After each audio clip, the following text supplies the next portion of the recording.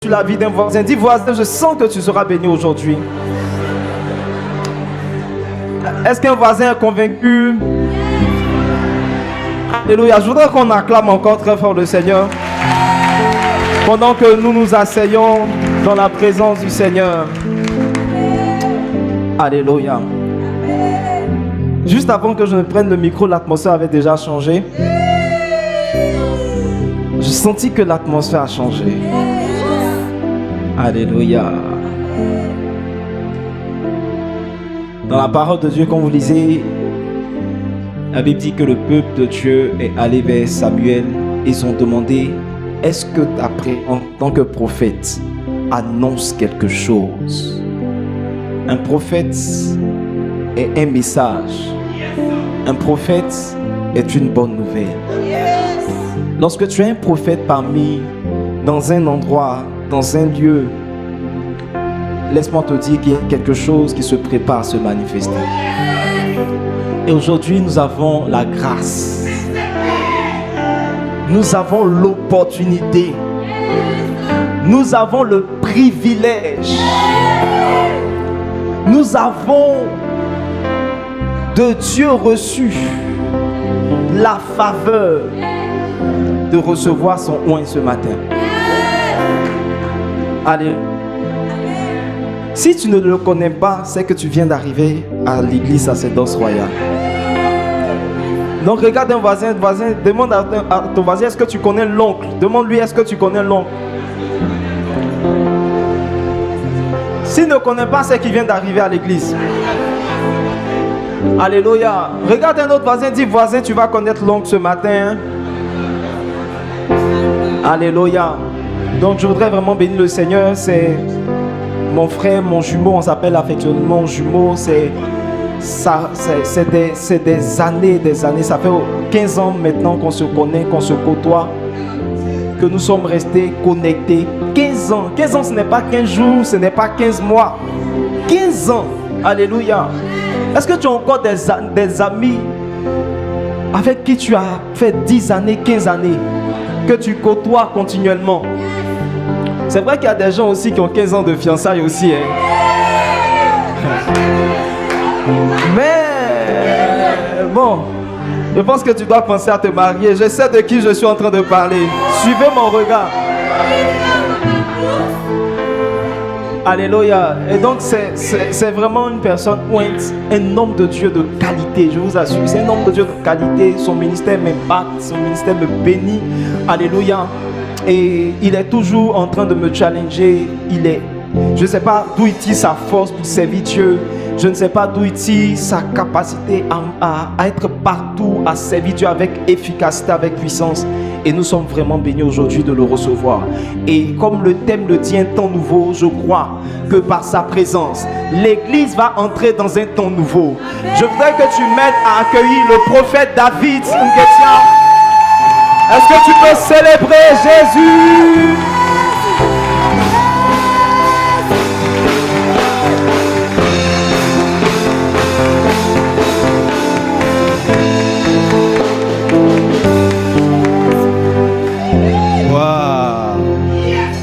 Quelqu'un peut dire avec moi: waouh! Wow. On peut lever les mains, donner gloire à Jésus. Commence à bénir son nom. Élève son nom. Dis-lui combien de fois il est grand. Reconnais sa grandeur. Yahweh, Yahweh, Yahweh, tu es élevé. Yes. Au-dessus de tout. Est-ce qu'on peut le dire ensemble?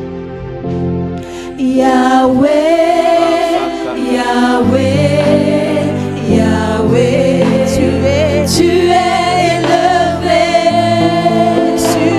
au-dessus de tout. Yahweh, Yahweh, Yahweh, Yahweh, Yahweh, Yahweh, Yahweh.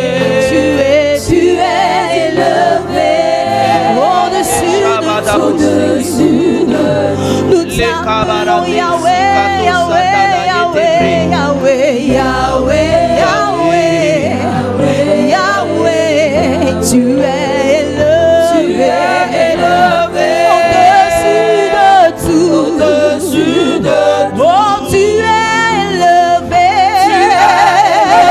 au-dessus de tout. Oh papa, tu es élevé, au-dessus de tout. Yahweh, tu es élevé, au-dessus de tout. Oh papa, tu es élevé, Yahweh, Yahweh, tu es élevé. Oh papa, tu es élevé, en ce lieu tu es élevé. Oh papa, tu es élevé, en ce lieu tu es élevé. Dans ma vie tu es élevé, dans ma vie tu es élevé. Oh tu es honoré, honoré, honoré, au-dessus de tout. Oh tu es honoré, Yahweh, Yahweh, tu es honoré. Oh Yahweh, Yahweh, tu es honoré.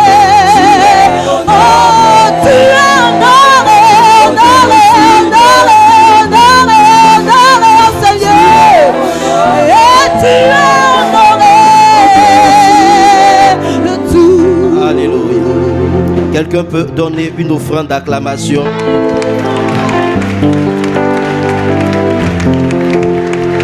Gloire à Dieu. Gloire à Dieu. Dis à quelqu'un à côté de toi, ça va être fort et rapide. Alléluia. Dis à une autre personne, le Saint-Esprit va te faire du bien. Gloire à Dieu. Alors, permettez-moi de vous retenir encore, de vous maintenir encore arrêté pendant juste 2 minutes. Je voudrais qu'on puisse comprendre que rien n'arrive au hasard. Dis à ton voisin, rien n'arrive au hasard. Alléluia. Rien n'arrive au hasard. Le monde spirituel est le monde des rapports. Amen. C'est le monde des rapports, le monde des relations. Amen. C'est le monde des liens. Des liens. Donc rien ne se produit sans qu'il n'y ait quelque chose qui favorise cette manifestation. Je veux que tu me suives très, très attentivement. Tout ce qui marche dans le royaume de Dieu doit être connecté. Amen. En d'autres termes, tout ce qui marche est connecté. Si vous entendez le son de ma voix, c'est parce que quelque chose est connecté ou des choses sont connectées.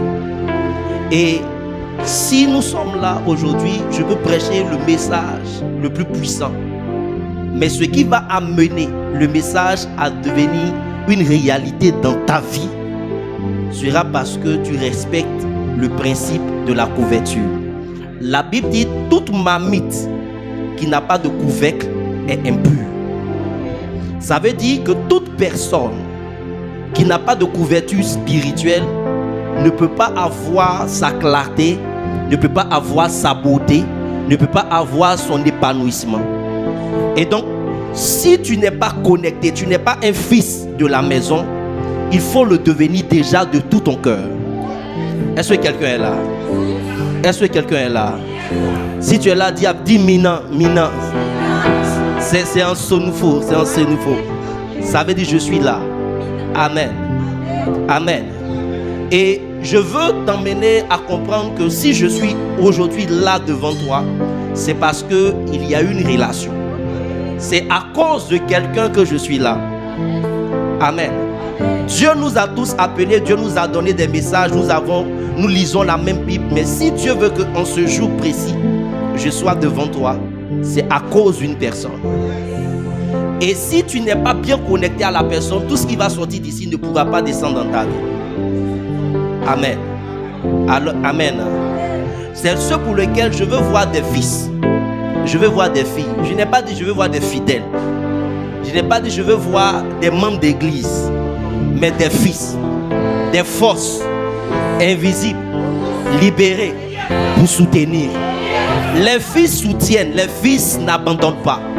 Les fils ne sont pas des mercenaires. Les fils ne se disent pas, si je fais pas, est-ce que on va me... Si je fais, il faut que je fasse pour qu'on me paye. Les fils ne disent pas ça. Les fils se disent, je dois le faire, je dois entretenir. Ce n'est pas une affaire de c'est pour le pasteur, c'est une affaire de c'est mon héritage. C'est notre maison, c'est notre chose, c'est chez nous. Je veux que des fils honorent par des acclamations le père, le prophète, le pasteur, le berger, Noé, les béquilles. La manière d'acclamer est bizarre. Acclame bien, acclame bien, acclame bien.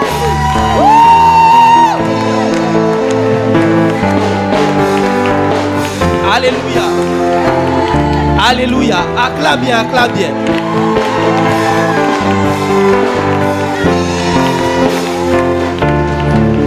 Gloire à Dieu.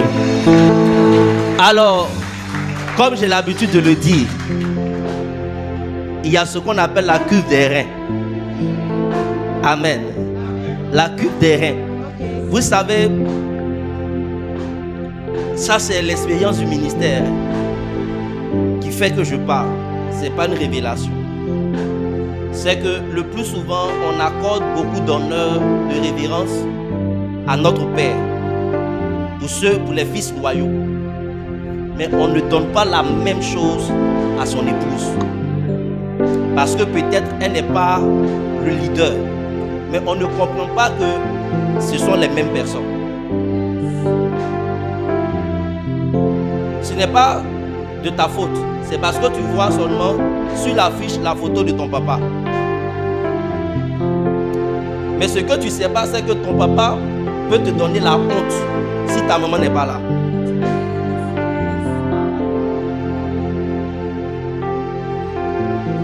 Le moindre déséquilibre dans sa famille vous affecte vous tous. Ce pour lequel, en honorant l'épouse de votre père, votre mère, vous êtes en train de vous préserver vous-même. Il y a des bénédictions ici que vous n'aurez jamais si ce n'est pas votre mère qui vous introduit, qui vous dit ce qu'il faut faire. C'est Rebecca qui a dit à Jacob, si tu ne vas pas vite, Ésaü il est très habile comme chasseur. Il va revenir prendre la bénédiction.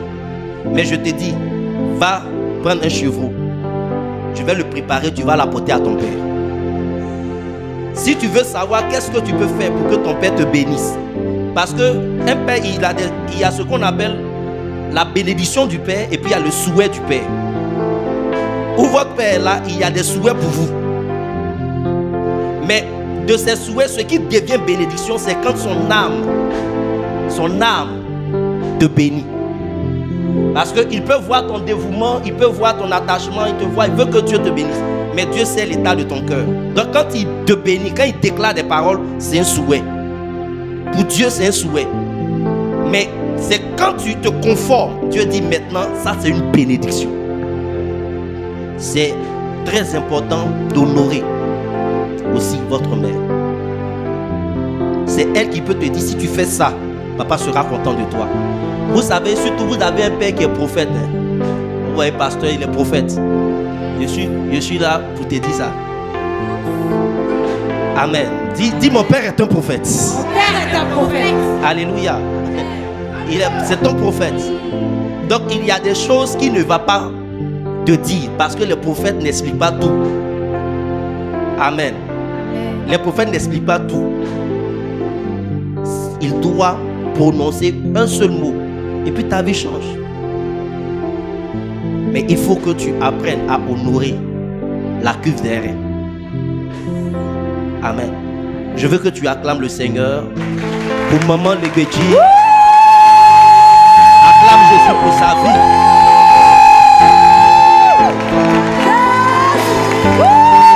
Alléluia. Acclame bien, acclame bien. Si tu acclames une fois pour ton père, tu dois acclamer 3 fois pour ta mère.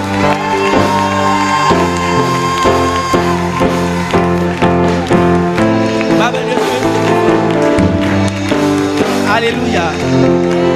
Amen. Amen. Donc c'est la seule que j'appelle ma belle. Amen. C'est la seule. Donc je suis là comme son défenseur contre les enfants qui pensent qu'ils n'ont que papa, ils n'ont pas maman. Alléluia. Alléluia. Je veux que tu t'asseyes dans la présence de Dieu. Alors c'est vraiment une grâce que vous avez d'avoir ce couple pastoral avec vous. Moi, je sais que mon message c'est un temps nouveau. Tout à l'heure tu vas voir que c'est vraiment un temps nouveau. Alléluia. Excusez-moi, merci. On peut acclamer le Seigneur pour le groupe musical.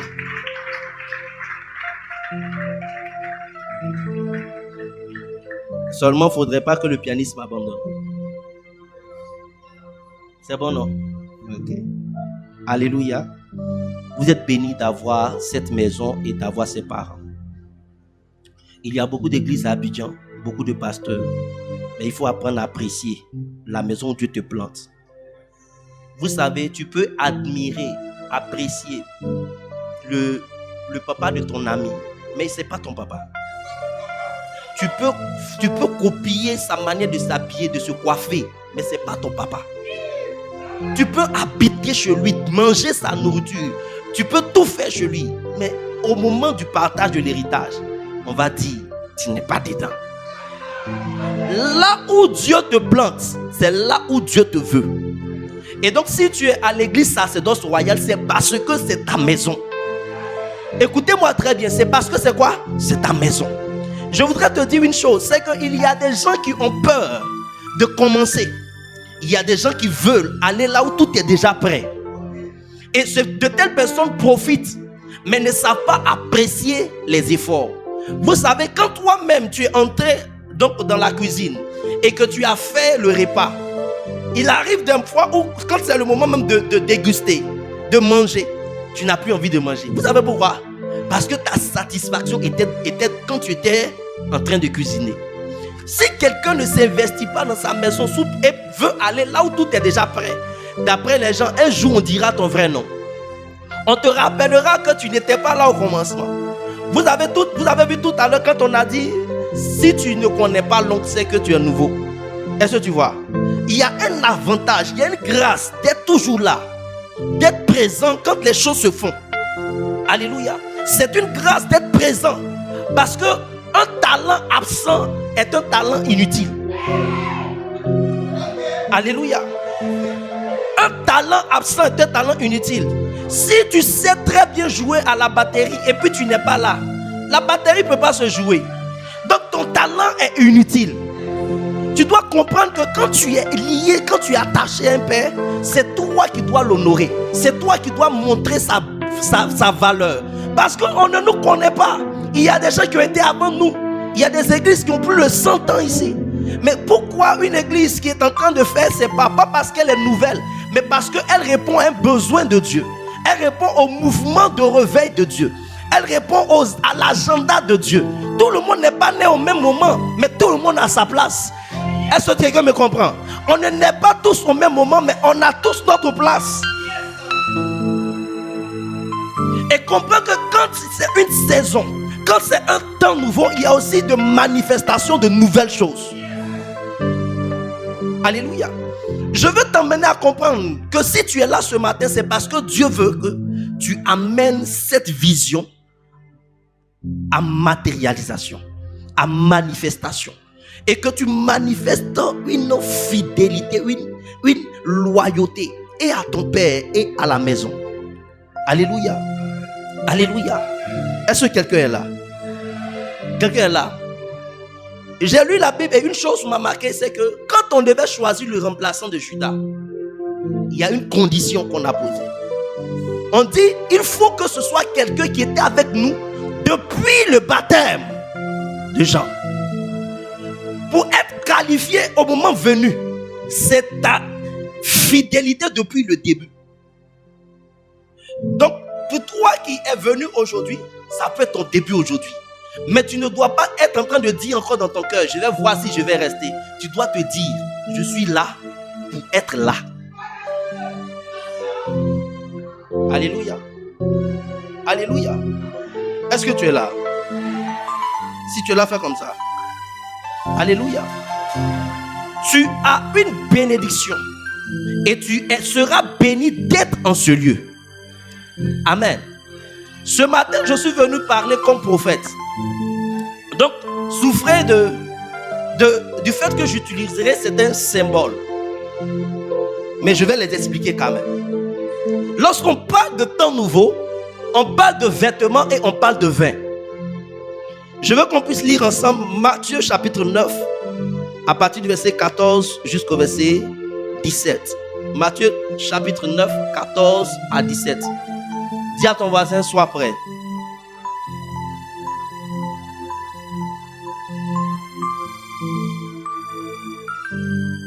Matthieu chapitre 9, 14 à 17. Quelqu'un peut m'aider?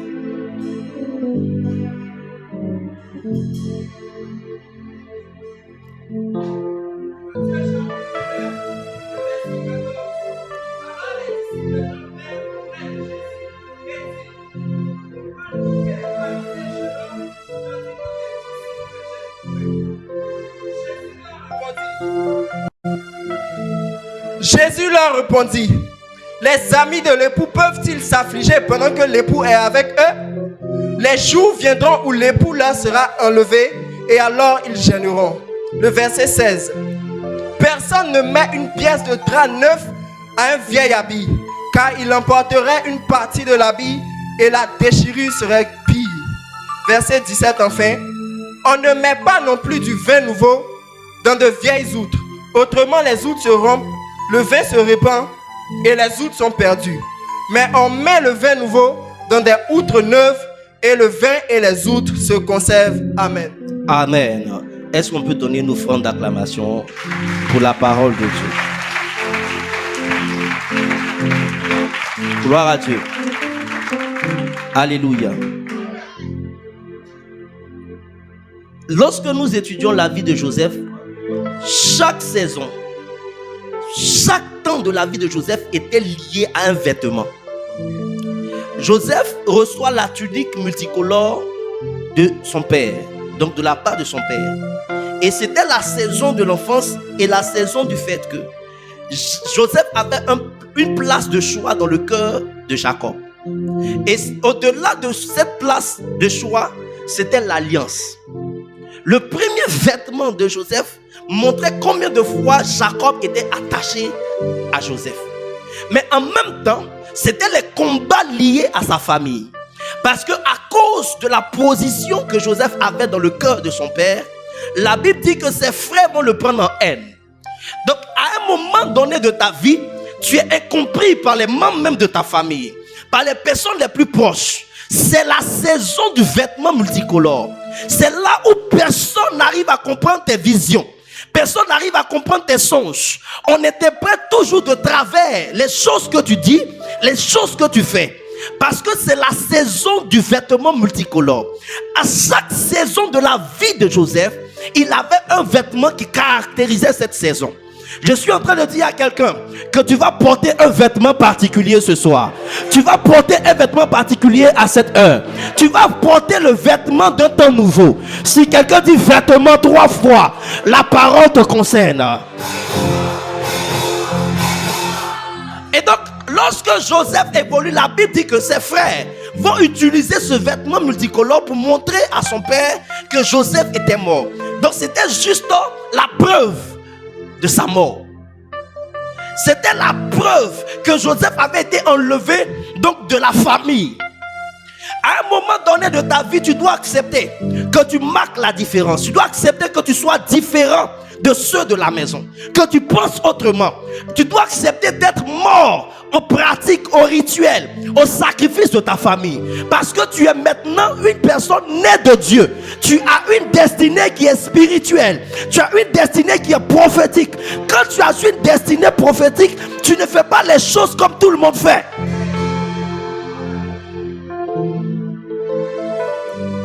Alléluia.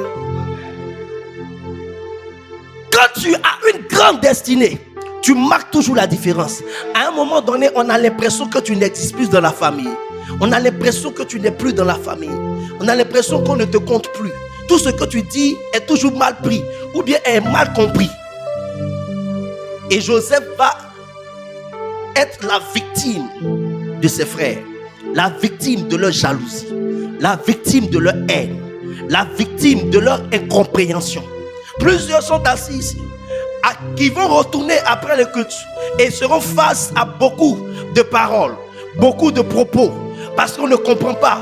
Pourquoi tu te donnes tant de mal à parcourir cette longue distance comme s'il n'y avait pas d'église à côté de toi? Pourquoi tu es obligé d'aller là-bas? Tu vas, tu ne finis pas vite, on ne sait pas ce que tu fais. Tu es devenu maman Marie, tu es devenu Jésus. Tu as chargé l'église pour mettre sur ta tête. Tu dois être incompris quand tu as une grande destinée.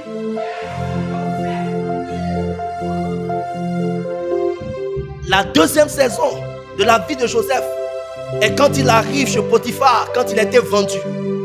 Et cette saison est la saison que j'ai appelée la saison des accusations et la saison de la condamnation. La Bible dit que Joseph reçoit la proposition alléchant de la femme de Potiphar de coucher avec lui. Et Joseph refuse. Et la Bible dit que la femme, Joseph en fuyant, prend son vêtement. Donc il y a un vêtement qui a été déjà présenté à Jacob, qui montrait que Joseph a été enlevé de la famille. Vous savez, à un moment donné, on a l'impression que toi, tu n'es pas membre de la famille. Moi, il y a des choses de la famille, quand on parle, on dit faites attention parce que vous savez que David, lui seulement, vous ne devez pas dire n'importe quoi devant lui. J'aime donner ce témoignage. Un jour, on m'a appelé et mon père dit on doit laver tes soeurs. C'est une comment on dit ça? C'est une tradition. On doit laver tes soeurs. De peur que, comme elles sont devenues donc majeures, si elles contractent une grossesse sans être mariées, la terre va réclamer un mouton. Et puis mes soeurs m'ont appelé. J'ai dit voilà. J'ai pris moi aussi mon téléphone. J'ai appelé. J'ai dit, tu dis tu vas faire quoi? Il dit non, c'est pas moi, c'est la tradition. J'ai dit va dire à la terre là, que si elle a assez de courage, qu'elle vienne me demander à moi le mouton. Moi-même je laverai mes soeurs. Il dit comment? Il a dit moi-même je lave. Je ne veux plus jamais entendre parler de ça. Soit nous sommes de Dieu ou nous sommes du malin. Et cette affaire est finie comme ça. Je n'ai pas besoin de vous raconter la suite. Ça n'a plus jamais été à l'ordre du jour jusqu'à aujourd'hui. À un moment donné, il faut que tu deviennes un défenseur de ta foi, de ton engagement. Tu dois être différent parce que tu es du royaume de Dieu. J'ai dit à mes soeurs, dormez en paix. Si un esprit vous visite, appelez-moi.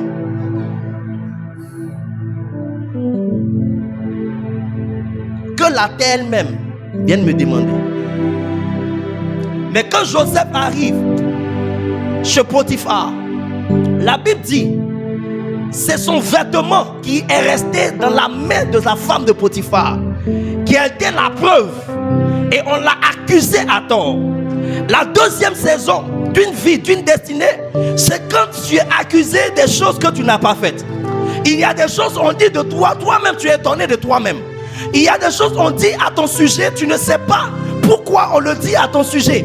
Ce que tu n'as jamais dit, on dit tu l'as dit. Ce que tu n'as jamais fait, on dit tu l'as fait. Ou on t'a pas vu, on t'a vu là-bas. En fait, ton sosie ou ton jumeau y était. Et toute personne qui a une grande destinée doit passer par cette saison. Par le temps où on commence à douter de toi. On doute de ce que tu dis. On ne te croit pas. On se dit que ce que tu dis est faux. Tu mérites la condamnation. Tu mérites d'être mis en prison. Et plusieurs personnes sont dans cette saison de leur vie. Aujourd'hui, tout ce que tu dis, personne ne croit. Malgré toutes les preuves que tu as, on se dit que c'est faux. Tu n'as pas de crédibilité. C'est la deuxième saison. Mais c'était un vêtement. À chaque étape, il y a un vêtement qui sort. Et quand Joseph est en prison, il sort. Étant en prison, il avait le vêtement de la prison. Parce que quand il se présente devant Pharaon, on demande qu'on lui enlève ses vêtements. Il y a le vêtement de la prison. Le vêtement de l'oubli.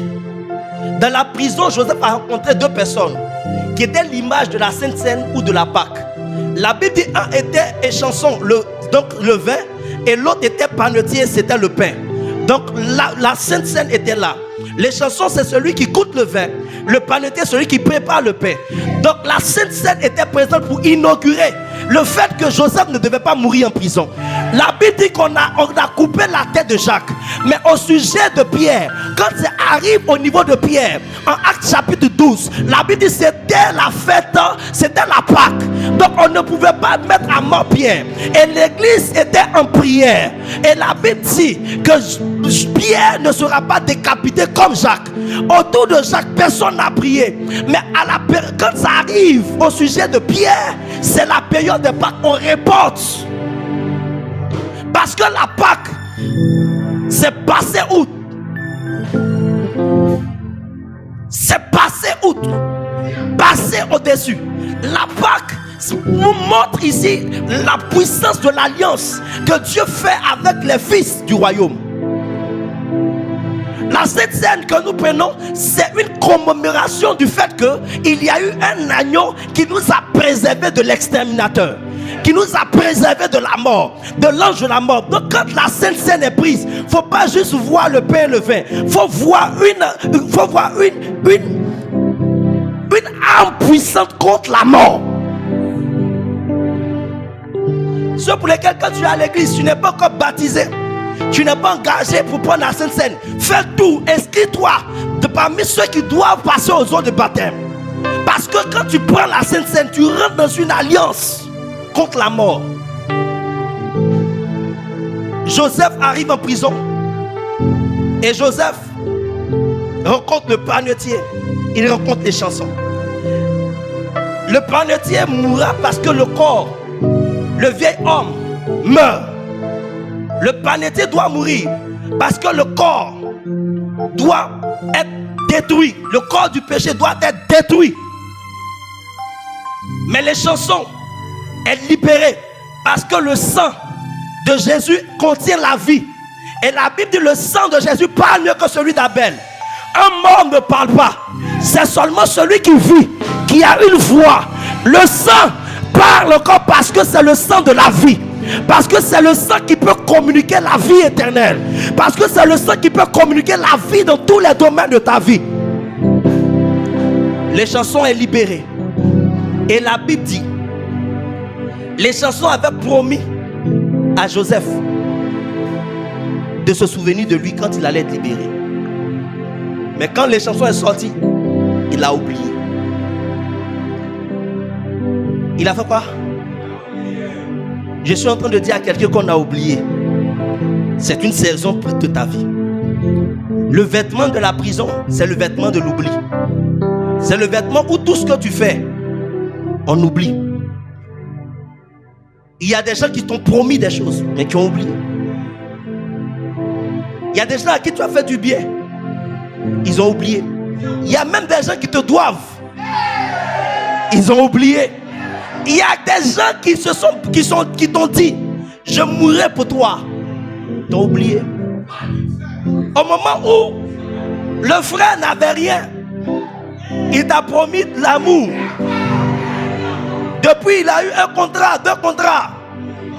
Il trouve que tu n'es plus à son niveau. Il t'a oublié. Il y a des gens qui sont venus, qui ont rendu témoignage ici. Depuis que je suis rentré dans cette église, j'ai vu Dieu me visiter. Je suis là vraiment parce que c'est ma terre. Mais ils ont oublié. Aujourd'hui, ça fait peut-être 3 mois, on ne les voit plus. Ils ont oublié. Des gens doivent oublier. C'est une saison où les gens oublient ce qu'ils avaient dit. Où les gens t'oublient. Ils font comme si ils ne t'ont jamais vu. Ils ne t'ont jamais rencontré.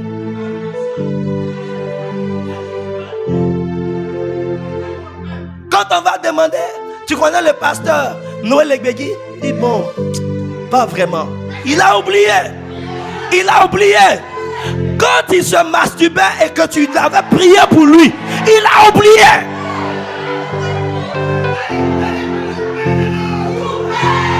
Ils ont oublié quand ils sont venus. Papa, je suis tombé encore. Tu dis, mon fils, Dieu te relève. Tu pries pour lui. Il a oublié. Au moment où elle ne dormait pas la nuit, les esprits la poursuivaient. Elle avait 3 maris de nuit.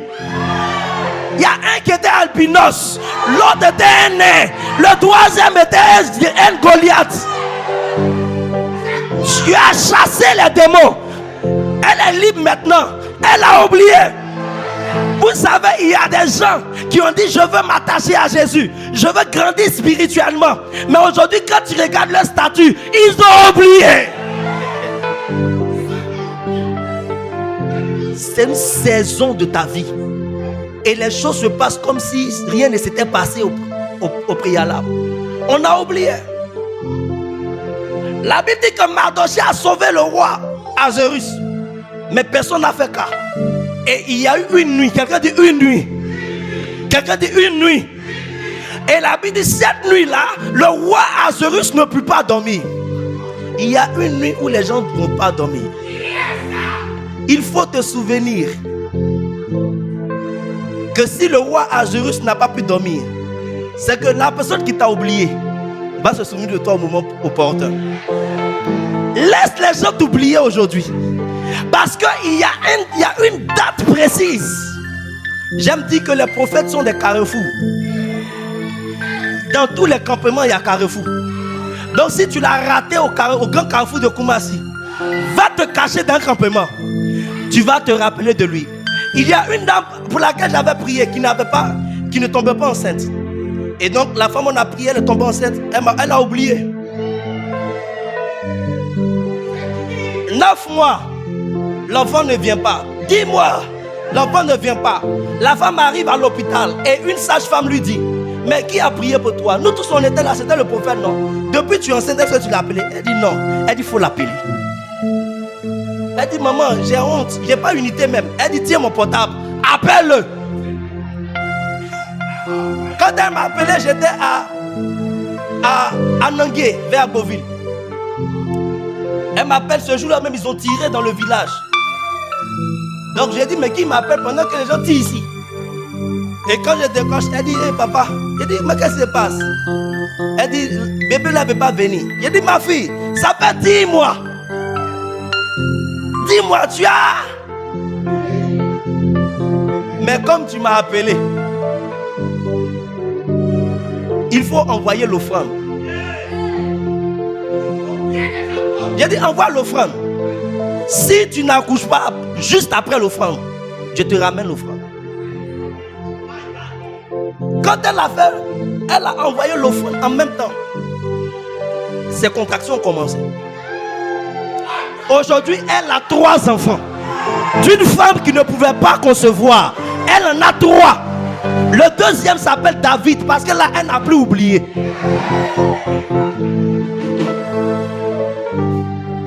Quand les gens oublient, quelque chose va leur rappeler le passage qu'ils ont oublié. Un jour, ils vont te croiser à une rencontre. Un jour, ils vont te croiser quelque part. Non, pasteur, c'était moi, tu ne te rappelles pas de moi? Il se rappelle. Mais quand lui a demandé où tu pries, il dit: chez un pasteur là, il y a un jeune là, il est quelque part là-bas. Il a oublié qui tu es. J'ai dit à mes enfants que dites à vos parents que si ce n'est pas à cause de ce pasteur là, depuis longtemps nous on t'avait tué.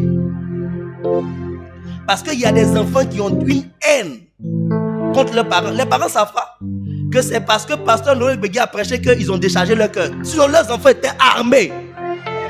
Souvent il faut dire à ton papa que si ce n'est pas à cause de l'église, actuellement je t'avais fait 3 enfants, il t'est donné si tu vas surveiller. Il faut dire souvent à ton papa que si ce n'est pas à cause de l'église, j'avais déjà vendu tout ce qu'il y a dans la maison. J'étais déjà drogué. Si ce n'était pas à cause de l'église, je t'avais déjà tué. Si ton parent sait que c'est l'église qui a fait qu'il est en paix, il ne va plus te dire ne va pas à l'église. J'ai dit à mon papa: je travaille pour la meilleure des entreprises et pour le meilleur patron.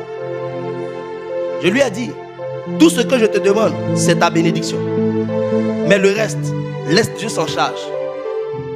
Si ce n'est pas à cause de l'église, ce n'est pas à cause du ministère, vous tous, vous êtes morts. Quand on les bip, quand on les fraie, il m'appelle, je lui dis: ton fils est un prophète. La Bible dit: un prophète Israël fut délivré et un prophète Israël fut gardé. On ne peut pas manger ta chair. C'est la couverture qui est sur toi qui va parler.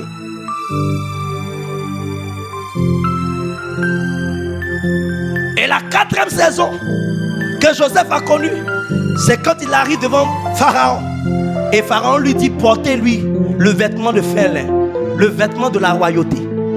Avant d'arriver à la royauté, tu dois passer par ces saisons d'incompréhension, de jalousie, d'oubli, d'accusation, de tentation. Parce que la saison chez Potiphar, c'est aussi la saison des tentations. Toi, tu es un enfant de Dieu, tu n'as jamais été tenté. C'est que c'est toi qui tentes les autres. Parce que Jésus lui-même a été tenté. Tu peux être tenté de ne pas faire le culte aujourd'hui. Tu peux être tenté de quitter l'église. Tu peux être tenté de ne plus prier. Tu peux être tenté d'avoir un gars au moins en attendant que le fiancé ou bien le mari n'arrive. Mais tu dois surmonter la tentation.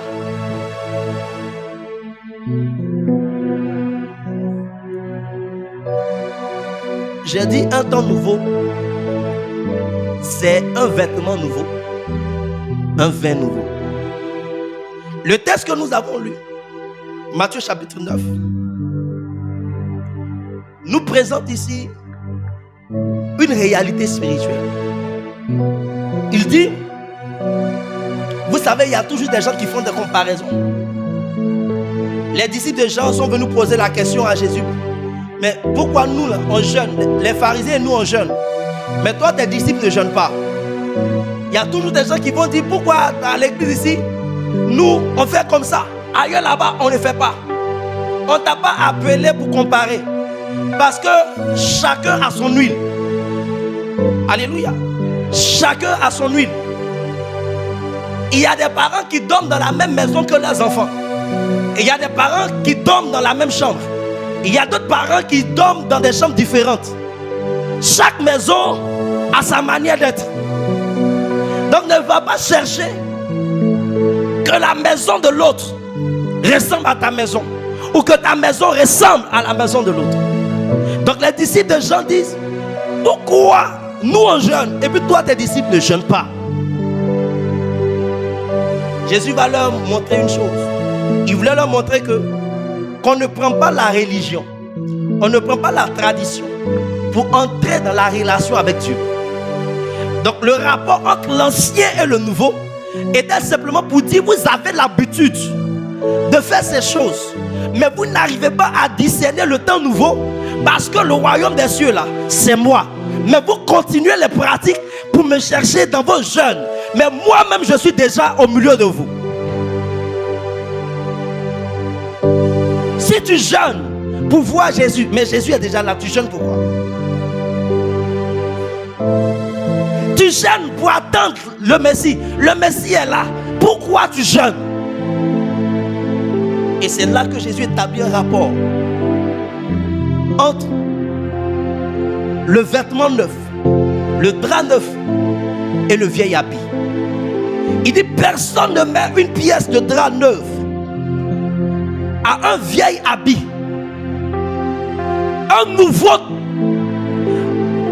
Une nouvelle saison, un temps nouveau demande un nouveau vêtement. Chaque nouvelle saison demande un nouveau vêtement. Le vêtement, c'est le manteau. Le manteau cache la capacité et la force pour cette saison. Nous sommes à une semaine de la Pentecôte, de l'effusion. Tu dois chercher un manteau. Tu dois être en attente d'un manteau nouveau pour expérimenter un temps nouveau, pour passer de la prison à la royauté. Tu dois avoir un nouveau vêtement. Les prisonniers ont un vêtement particulier qui les distingue. Les médecins ont un vêtement particulier qui les distingue. Les corps habillés ont un vêtement particulier qui les distingue. Même les pasteurs ont un vêtement particulier qui les distingue. Les braqueurs ont un vêtement particulier qui les distingue. Demande au braqueur qui est à côté de toi, il va t'expliquer. Il y a des braqueurs qui portent maillot de bain pour aller voler.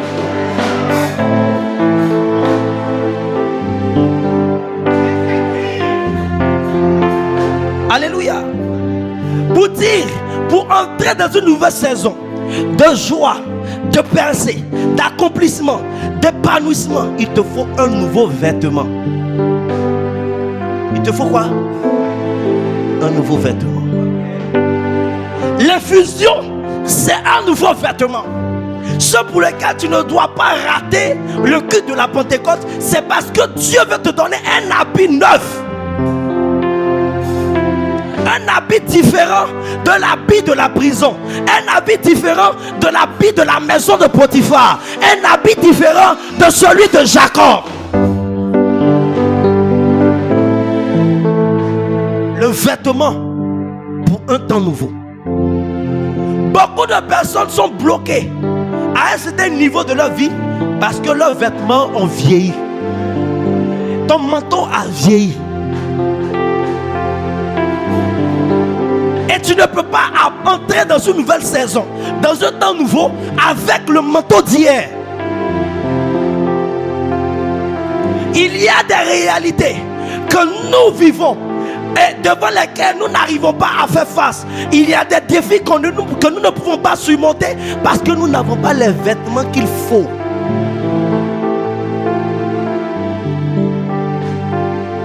Alléluia. Tu as besoin d'un nouveau vêtement. Un temps nouveau, c'est un nouveau vêtement. Et dans le vêtement, vois le revêtement. Le revêtement. Jésus arrive au Jourdain, il se fait baptiser et il part dans le désert et là-bas il est tenté. Et Jésus revient du désert, la Bible dit revêtu de puissance. Revêtu de puissance. C'était maintenant un vêtement pour le ministère. Un vêtement pour le ministère. Tu dois avoir un nouveau vêtement pour la délivrance de ta famille. Un nouveau vêtement pour briser les barrières et les murs qui ont été imposés à ta génération. Tu dois avoir un nouveau vêtement pour certains problèmes. Le vieil habit ne peut pas te permettre de vivre un temps nouveau. C'est le nouvel habit qui t'aidera. Alléluia. Et Jésus dit ici, on vient avec un nouveau drap. Un drap neuf. Donc, et qu'on décide. Parce que ce qu'on appelle le manteau spirituellement, ça peut être un linge. Ça peut être un habit. Mais de plus important, c'est le fait que ce soit un tissu. Amen. Il dit, on peut vouloir un temps nouveau pour toi. Mais si tu as encore ton vieil habit, tu vas détruire le temps nouveau. Combien sont ceux qui ont reçu la puissance de Dieu, mais à cause de leurs vieilles habitudes, leur même attitude, à cause de leurs mêmes attentes, elles n'ont pas progressé. Si tu restes dans la mentalité d'hier, tu resteras toujours à la même place. Un nouveau vêtement demande une nouvelle façon de voir. Un nouveau vêtement demande un nouvel engagement. Un nouveau vêtement demande une nouvelle soif.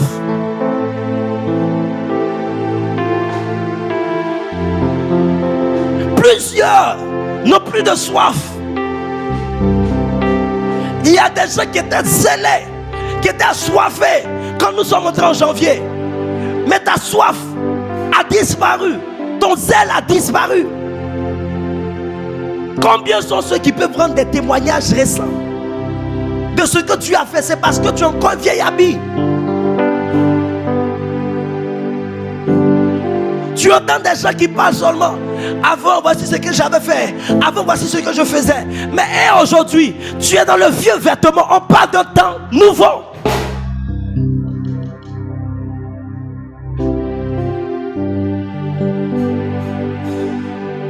Le revêtement. Quelqu'un dit le revêtement. Encore. Il dit car elle emporterait une partie de l'habit et la déchirure serait pire. Tu dois renoncer aux choses qui t'avaient limité jusqu'à aujourd'hui pour accepter un vêtement nouveau. Et ce vêtement nouveau est celui que Dieu veut que tu aies. Ce vêtement nouveau, c'est le vêtement de l'enfant. C'est le vêtement de l'humilité. Accepter de devenir humble pour que tu vois la gloire de Dieu. accepter de repartir sur de petites choses, te mettre au service de Dieu. Il y a des gens qui se sont dit, j'ai fait ma part, j'en ai assez fait, donc maintenant je peux me reposer. Et tu es dans le vieux vêtement. Tu dois accepter un vêtement nouveau, sinon il n'y a pas de temps nouveau. Et ce matin, plusieurs recevront de nouveaux vêtements. Écoute-moi, si tu veux voir de nouvelles choses avec Dieu, tu dois être régulièrement en train de porter de nouveaux vêtements. Chaque saison, chaque temps, ou du moins à chaque temps, à chaque saison est attaché un vêtement.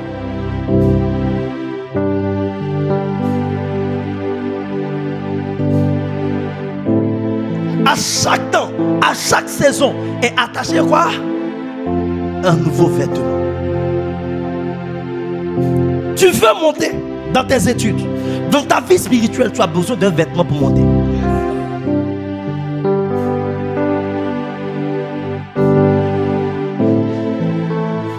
Et après le vêtement, nous avons le vin. Le problème, il dit, on ne met pas un nouveau vin dans une vieille outre, dans un vieux vase. Mais l'objectif, c'est de ne pas perdre et le vin et le vase. Mais lequel des vases? Le vase neuf. Pas le vieux vase, pas la vieille outre. Il dit, on ne met pas non plus du vin nouveau dans de vieilles outres. Autrement, les outres se rompent, le vin se répand et les outres sont perdues. Mais on met le vin nouveau dans des outres neuves et le vin et les outres se conservent. Donc on laisse les vieilles outres et on prend le nouveau vin pour mettre dans de nouvelles outres. Un nouveau temps, c'est un nouveau vin, mais dans de nouvelles outres.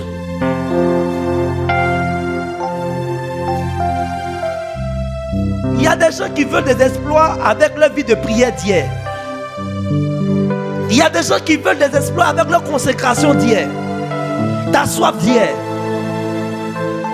Tu ne peux pas accéder à un prochain niveau si tu ne montes pas. Si tu n'as pas un nouveau vin.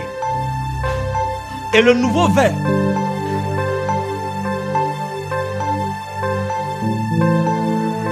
le vin, c'est un symbole du Saint-Esprit.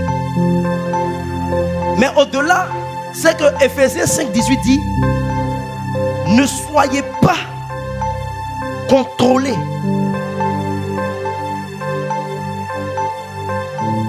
du vin.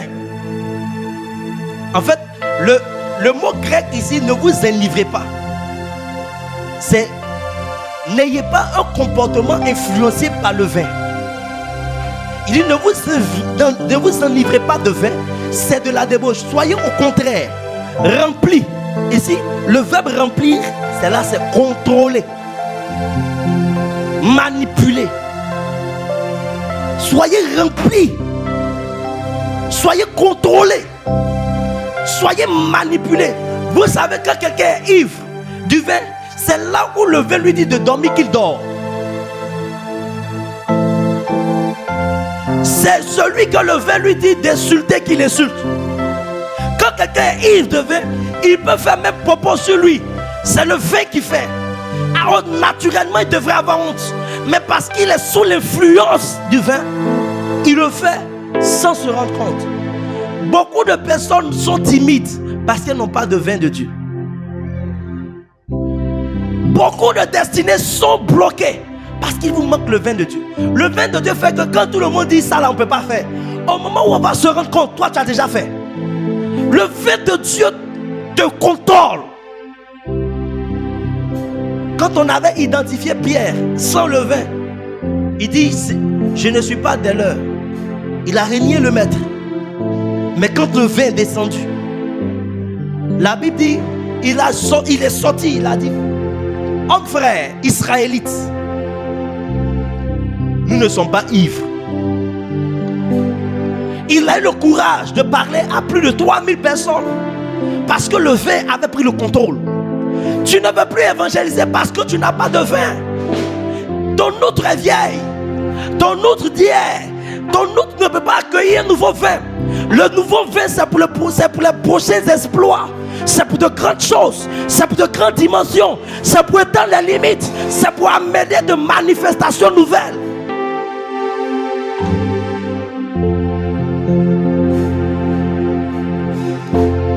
J'ai toujours demandé au Seigneur ceci. Que mon ministère ne soit pas monotone. Que mon ministère ne soit pas monotone. Que mon ministère ne soit pas toujours la même chose. Il faut qu'il y ait quelque chose de nouveau. Parce que je veux toujours apprendre à te connaître. Le nouveau vin va t'amener à vivre une nouvelle saison. Un nouveau temps. Si l'échec t'avait dominé jusqu'aujourd'hui, il faut un vin nouveau pour que tu aies le dessus sur l'échec. Par exemple, si tu étais paresseux, tant que tu ne changes pas cette outre en courage, en détermination, le vin qui vient va se détruire. Le vin sera perdu, l'outre aussi sera perdu. Voici la raison pour laquelle des gens ont reçu l'onction, mais n'ont pas eu de résultat. Parce que l'onction est venue dans de mauvaises habitudes, d'anciennes habitudes, dans d'anciens comportements.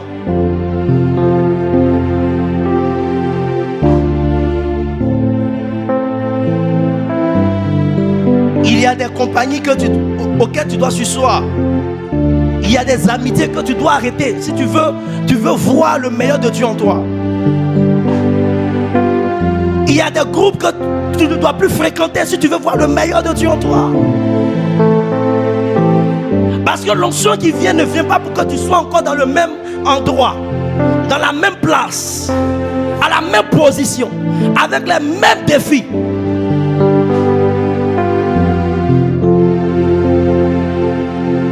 Quelle est ton attente? La Bible dit, quand Élie priait, il demandait à son serviteur d'aller voir les nuages. On ne prie pas sans attente. On n'attend pas la Pentecôte sans attente. On n'attend pas les fusions sans attente.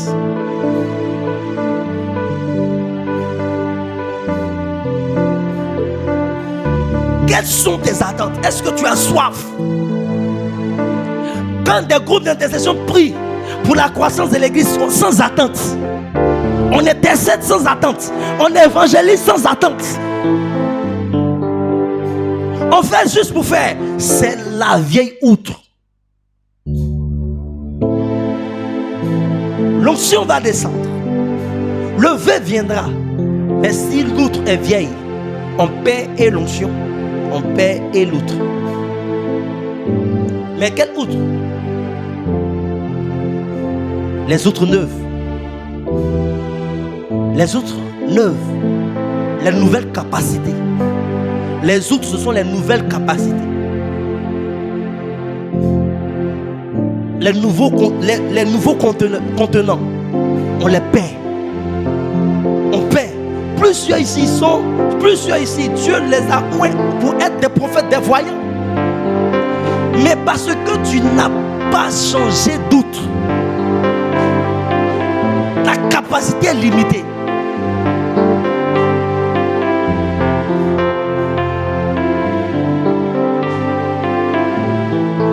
À l'école des prophètes, il y a une chose qu'on ne doit pas dire, même quand on prophétise. Je ne vais pas te dire ça. Mais quand tu veux naviguer prophétiquement, il y a des choses qu'on ne dit pas. Tu ne dois pas garder les mêmes outres d'hier pour vouloir opérer dans une nouvelle outre.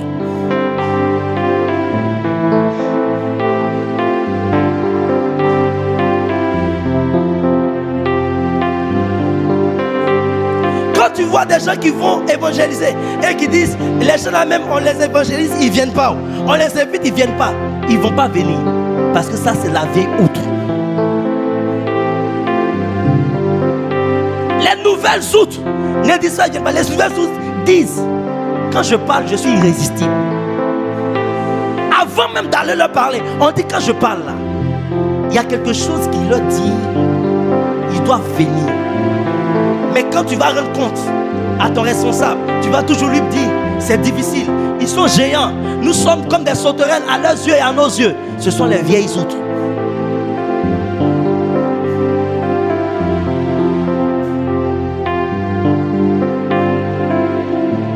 Ce sont des vieillards. Quelqu'un lève la main, je prophétise.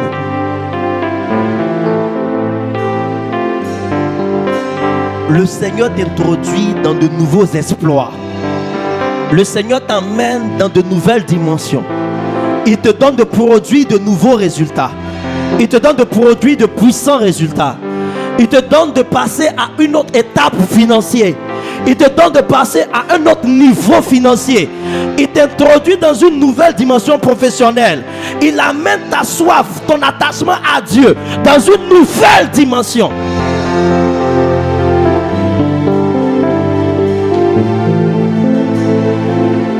Pour changer le niveau de vie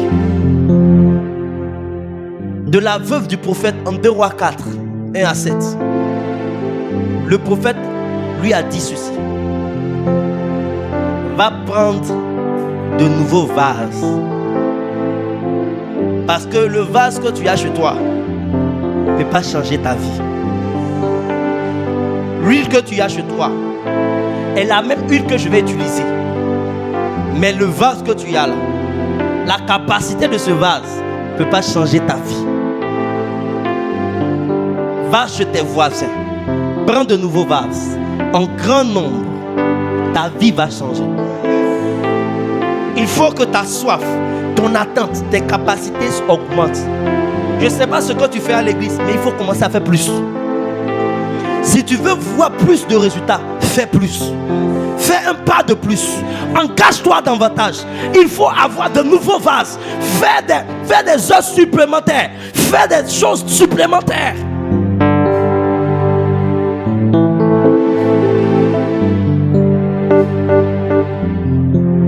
Et quand cette femme a fait entrer les vases, ses enfants lui ont dit, elle avait toujours la même quantité d'huile. Le problème, ce n'est pas l'onction, c'est le nombre de vases. À un moment, j'ai interrogé le Seigneur, mais il y a certains de mes enfants qui voient que leur vie ne bouge pas. C'est moi qui ne suis pas moins ou bien c'est quoi? Mais dans le même temps, des gens ne m'ont jamais vu. Quand ils m'appellent, automatiquement leur vie change. Il dit, mais c'est quoi le problème? Et le Seigneur va m'enseigner pour dire, ceux qui sont devant toi, c'est tes enfants de qui tu parles là. Leur vase est petit.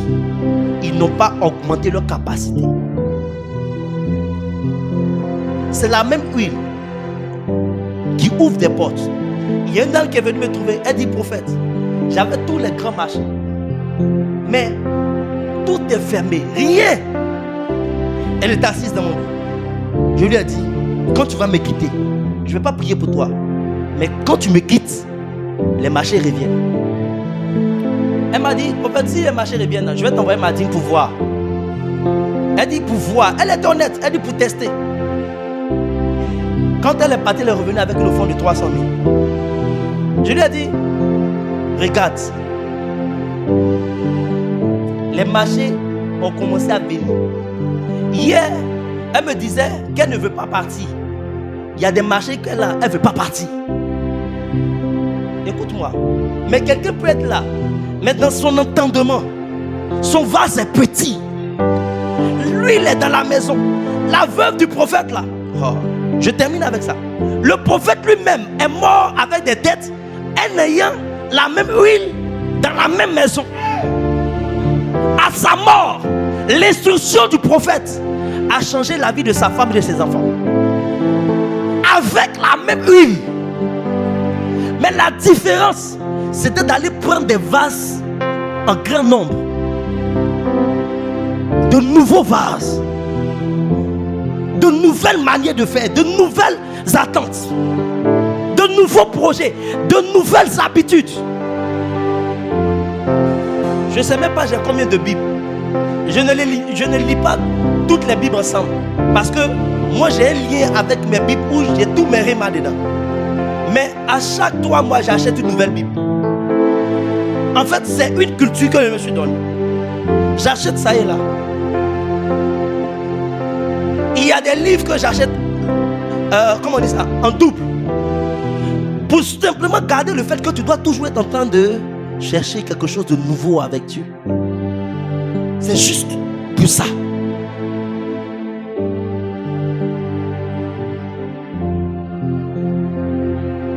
Juste pour ça.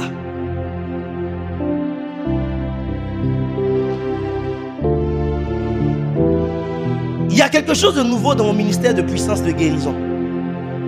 Il y a quelque chose de nouveau. J'ai été ici. Il y a eu des guérisons. Je crois on était à un camp. Une retraite. À la retraite, il y a quelqu'un qui n'entendait pas. En fait, je cherchais quelqu'un qui n'entendait pas de l'oreille. Il n'y en avait pas. Il dit, mais la même clé qui ouvre une porte a la capacité de la fermer. Et il y avait un volontaire, son oreille s'est fermée. Après, son oreille s'est ouverte. Il y avait, je crois, un pied qui a poussé. Mais en fait, on peut prier pour des malades et puis les malades sont guéris. Mais maintenant, il y a des gens qui sont venus depuis que j'ai pris la parole. Le mal que tu avais est parti. La douleur que tu avais est partie. Lève la main où tu es là. Lève-toi rapidement. Vérifie où tu avais mal. C'est parti. Viens. Elle n'est pas la seule. Hein. Venez. En fait, ça n'a rien à voir avec le fait de prier. C'est une autre dimension. C'est quelque chose de nouveau. Parce que dans un service d'une heure, il y a des choses qu'on ne peut plus faire. Je ne peux pas prier pour 17 malades. Le service est fini. Vérifie, toi qui es venu, si ce que tu n'arrivais pas à faire, vérifie où tu avais mal. Pour toi qui es assis, vérifie. J'étais avec mon fils, on était à un programme à commencer. Il y a un monsieur qui était guéri d'hernie discale, 10 ans. Il était assis dans mon dos simplement. Il était avec moi à la chair. Vérifie là où tu as mal. Si tu ne pouvais pas bouger, fais ce que tu ne pouvais pas faire. Vérifie. Qui d'autre? Un autre témoignage. Qu'est-ce que tu avais? Tu avais mal au ventre, c'est fini. Tu es sûr, on peut taper le ventre. Quelqu'un peut donner gloire à Jésus.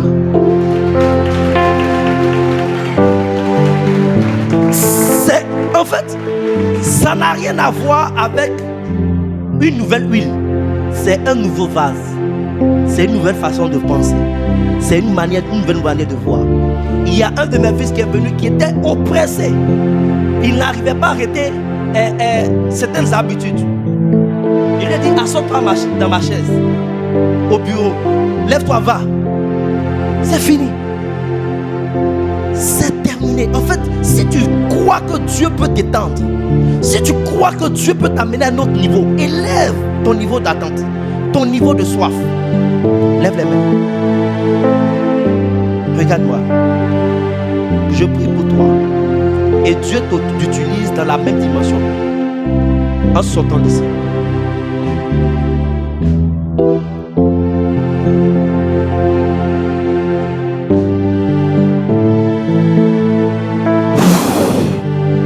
Attrape-la bien. Quelqu'un dit un temps nouveau.